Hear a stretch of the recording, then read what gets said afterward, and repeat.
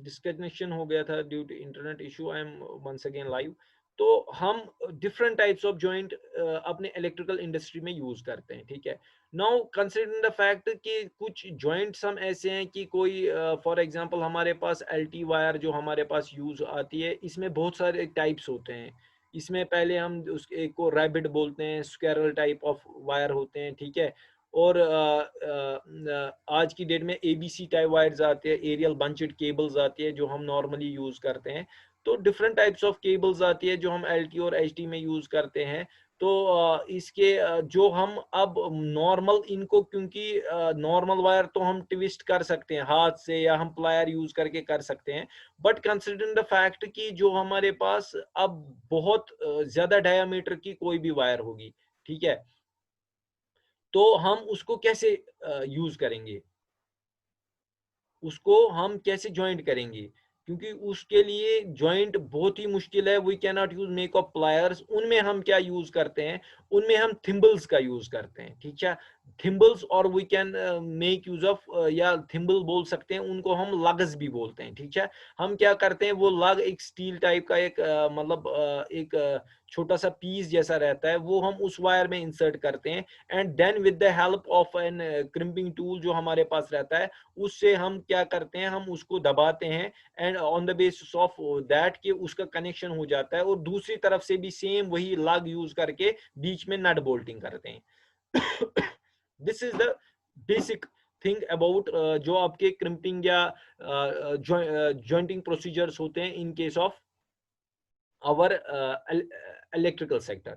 इसमें और एक चीज आपको ध्यान में याद रखना है कि we normally make use of three things. एक तो हम बोलते हैं वेल्डिंग, एक तो हम बोलते हैं सोल्डरिंग, और एक तो हम नॉर्मली बोलते हैं ब्रेजिंग, ठीक है। ये तीन तरह की जो जॉइंटिंग मेथड्स है वो हम नॉर्मल यूज करते हैं।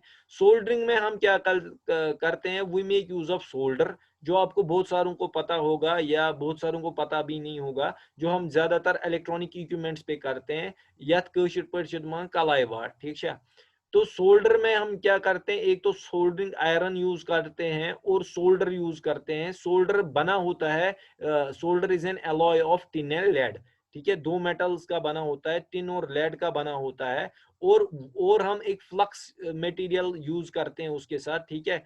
वो in the form of cream या पेस्ट के शेप में रहता है। उसकी वजह से हम क्या करते हैं, वो ज्वाइंटिंग मेथड में हम यूज करते हैं। किसी भी जगह हमें अगर किसी भी, फॉर एग्जांपल आपका डायोड हो, ट्रांजिस्टर हो, उसको हमें कोई भी वायर जोड़नी हो, we make use of soldering. We can not use welding over there, because welding हमेशा जो हम करते हैं that is used at a very high temperature rate. और दूसरी बात, जब हम वेल्डिंग करेंगे, the main difference between welding and soldering is that welding welding में हम दो मेटल्स को जब हम ज्वाइंट करते हैं तो वो सिमिलर मेटल होने चाहिए, वो सिमिलर मेटल्स होते हैं। तो हम उसको by the use of welding electrode जो हमारा होता है और वेल्डिंग मशीन जो होती है उसके थ्रू हम उसको वेल्ड कर देते हैं। और तीसरा रहता है हमारा ब्रेजिंग। ब्रेजिंग में हम दो डिफरेंट डिसिमिलर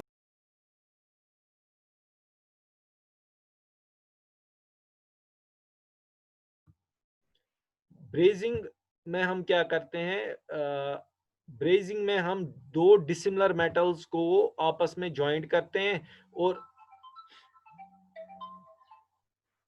दो डिसिमिलर मेटल्स को ज्वाइंट करते हैं, ठीक है, by making use of filler material, ठीक है। अभी तक जो भी मैंने आपको बताया, दिस इज योर बेसिक्स, ठीक है। क्योंकि मुझे पता है, आई कैन अंडरस्टैंड, जो बच्चे, मैं खुद बोलता हूँ आपको, जो बच्चे 12th के बाद अभी है, they need to work hard, क्योंकि ये चीजें बहुत मुश्किल है। You don't have seen welding machine, ठीक है। हमारे कॉलेज में है वही जो हमारे पास बच्चे हैं फर्स्ट सेमेस्टर के बच्चे, हम उनको वेल्डिंग भी करवाते हैं, ठीक है। इवन मैं खुद करवाता हूँ। तो मसला ये है कि आपको, क्योंकि बेसिक्स में बहुत ज्यादा मेहनत करनी पड़ेगी, इसलिए मैं कहता हूँ, even any one of you having any issues can call मी और कांटेक्ट मी। बट आपके पास जो भी आपका मतलब जो भी क्वेश्चन होगा, that should be relevant to the topic, पहले आप गो थ्रू करो। जब भी आपको कोई इशू आ जाएगा, we are always at your service. We will try definitely कि आपका जो भी कोई भी इशू हो, we will try to resolve that. Now considering your electrical workshop subject, क्योंकि मैंने आपको पहले भी बताया कि हम इंशाल्लाह जब भी विंटर वेकेशन खत्म हो जाएगी,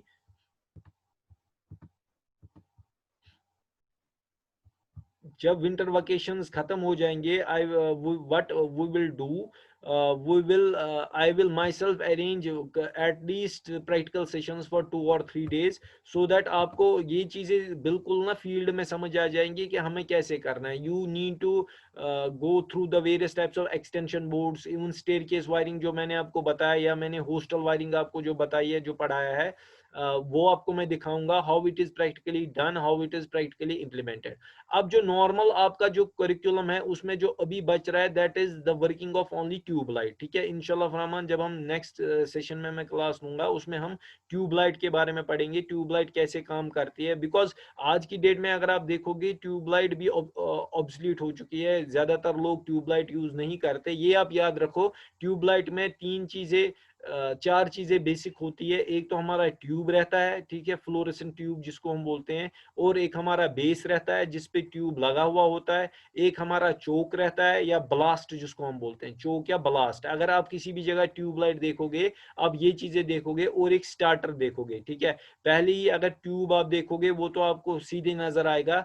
बेस वो होती है जिसपे आपका ट्यूब रहता है, उसके बाद स्टार्टर एक छोटा सा एक डब्बा जैसा रहता है, डिब्बी जैसे रहती है जो उस बेस पे लगी होती है, और ब्लास्ट थोड़ा सा मोटा जैसा एक कॉइल टाइप स्ट्रक्चर रहता है, एक रेक्टेंगुलर बॉक्स शेप्ड रहता है, वो भी बेस पे लगा रहता है. ठीक है, ये 4 चीजें आप किसी भी ट्यूब लाइट में देखोगे.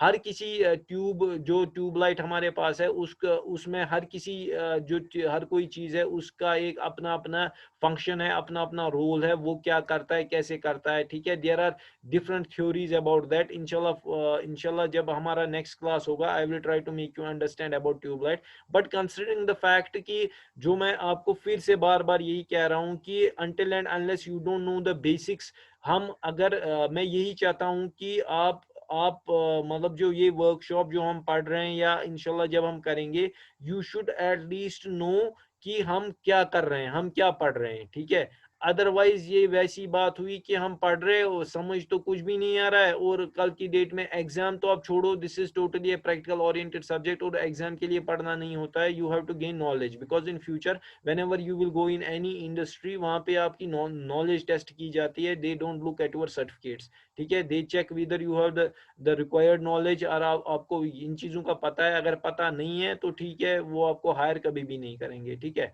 वो जमाना गया कि आज मतलब हम मार्क्स के बुनियाद पे किसी को हायर करते थे. Today you have to go through the written test, और what you have to do, you have to prove your potential in companies. ठीक है, जिस कंपनी में इंटरव्यू करोगे they will surely test your knowledge.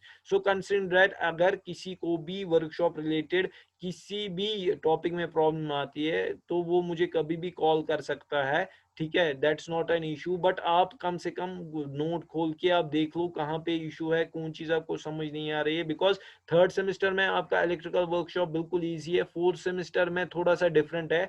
But considering ये practical subject है और practical knowledge आज की डेट में बहुत इंपॉर्टेंट है, hence you need to stress on that. ठीक है,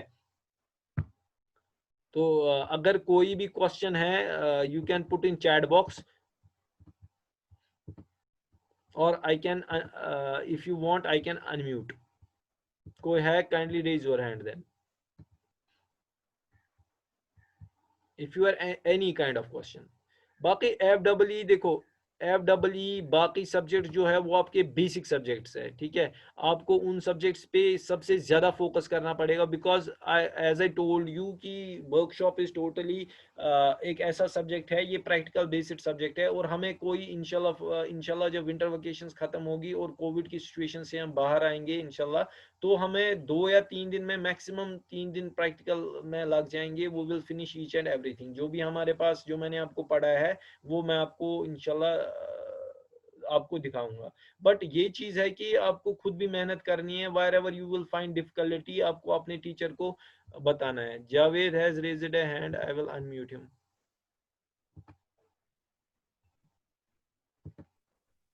हाँ हेलो. सर वालेकुम सलाम. सर जैसा आपने कहा ना कि जो लेटर एंट्री वाले हैं हाँ हाँ जिनका अभी बेसिक कॉन्सेप्ट भी नहीं है वर्कशॉप हाँ का, तो सर और आपने ये भी कहा कि इजीली इंडस्ट्रीज उनको हायर नहीं करती जिनका इसके बारे में कोई नॉलेज ना हो प्रैक्टिकल वर्कशॉप का। एग्जैक्टली। तो सर हम लेटरल एंट्री मतलब साइंस बैकग्राउंड से आए हैं, तो अभी कोई इसका हमें जीरो भी एक्सपीरियंस नहीं है। तो sir how can you help us to वही गेट वही bit of I will knowledge in I this? Will I will tell you one thing कि जैसे लेटरल एंट्री जो है, जैसे कोई साइंस बैकग्राउंड से है, ठीक है, आई माई जी self sir. I will tell you about myself, maybe you may be knowing कि मेरा खुद का actually I had done 10+2 afterwards, I had done my diploma. Afterwards, I have done my AMI. Then I had gone to various trainings. I have an MBA with me. मैंने कम से कम 15 साल industrial experience है मेरा. I worked with telecom, in telecom sector. I worked with companies like Airtel, Huawei, idea, ठीक है. जब भी interview procedures होते हैं, वट वी सी कि हम उस बच्चे का ये नहीं देखते कि इसने 10th में कितने मार्क्स लाए हैं, 12th में कितने मार्क्स लाए हैं, इसका बैकग्राउंड क्या है, ये कहाँ से आता है. What we do use it to do, we use it to hire them on the base of their knowledge. उनके पास प्रैक्टिकल नॉलेज कितनी है, ये मुझे यूजफुल कितना आएगा. देखो, अगर कोई मेरे पास एमटेक करके होगा और उसको कोई भी काम नहीं आता है, ठीक है, I can not hire him. मैं अपनी कंपनी में उसको क्यों रखूंगा, मुझे तो कोई यहाँ पे कोई मतलब वो रिसर्च करवानी है नहीं. तो कंपनीज का हमेशा यही फोकस रहता है कि वो उन्हीं को हायर करते हैं जिनको काम आता है.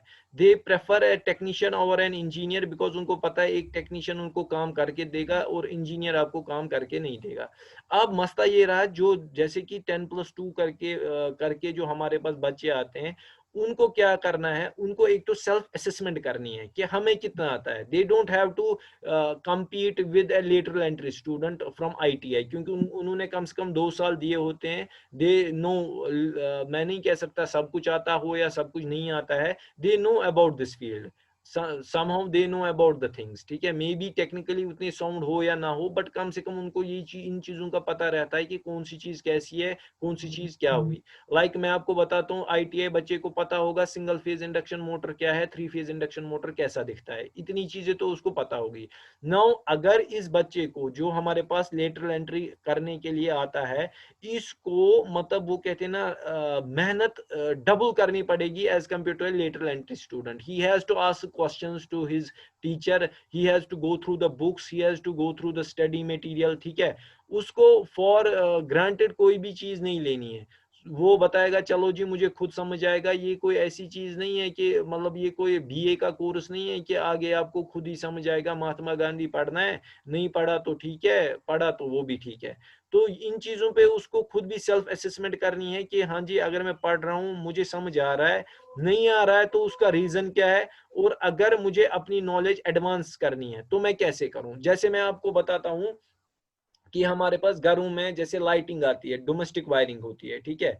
ये आपके सामने है, ये प्रैक्टिकल है. आपको खुद पता चलेगा कि अगर घरों के सामने हमारे पास हाई टेंशन लो टेंशन लाइंस है, तो हाई टेंशन कौन सी वाली लाइन है, लो टेंशन कौन सी वाली लाइन है.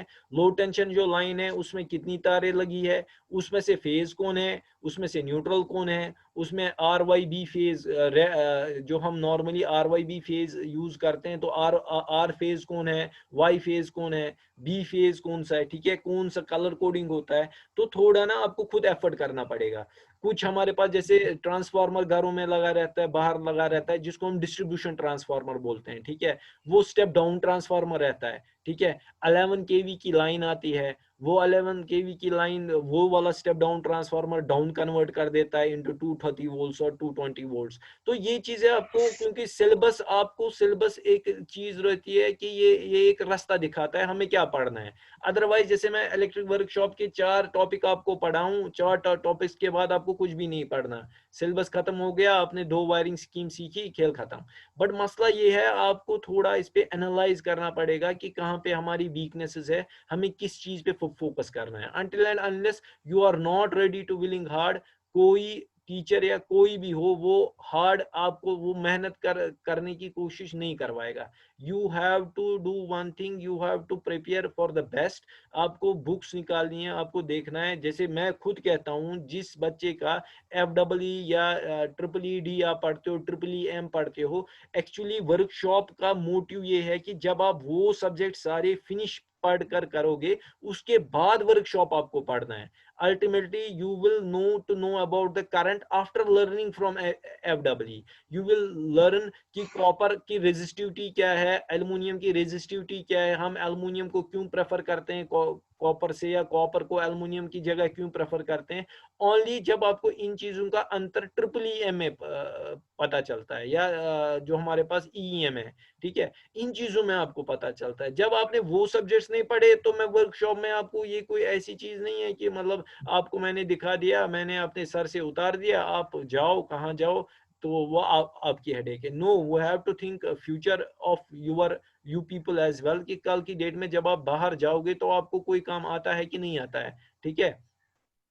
तो जी, इन्हीं राइट सर, राइट ये सर। ये चीज आपको याद रखना है। एंड डोंट रिलाई कि चलो जी पास हो गए तो हो गया।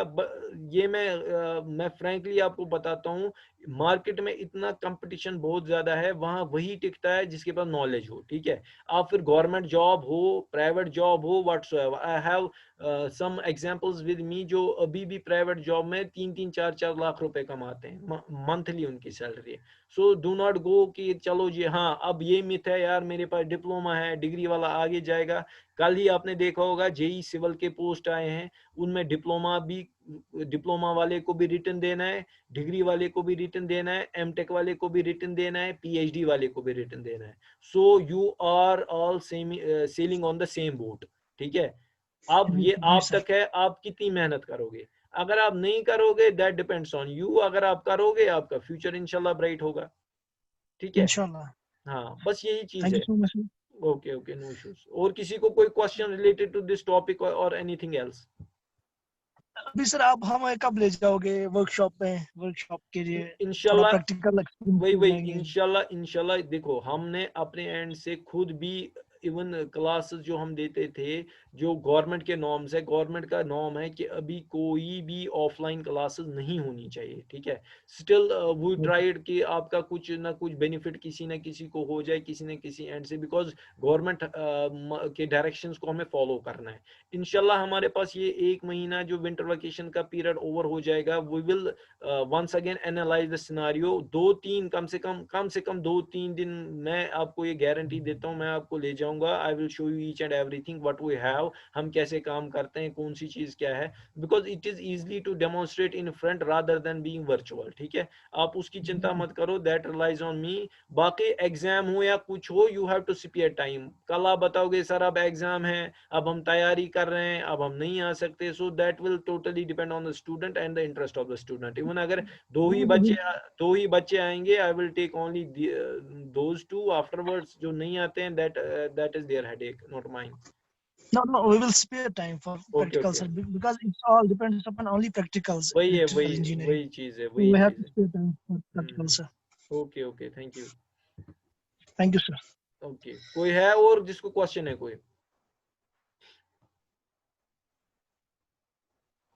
Any questions? We have a minute to go.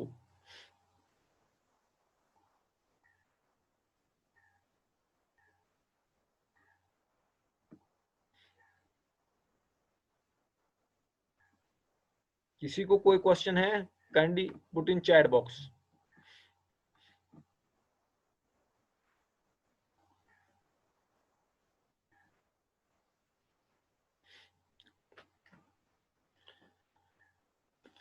I think किसी को कोई क्वेश्चन नहीं है। इंशाल्लाह मैं नेक्स्ट सेशन प्लान करता हूँ। मैं फिर से यही कहता हूँ कि आप थोड़ा सा ध्यान दो कि हम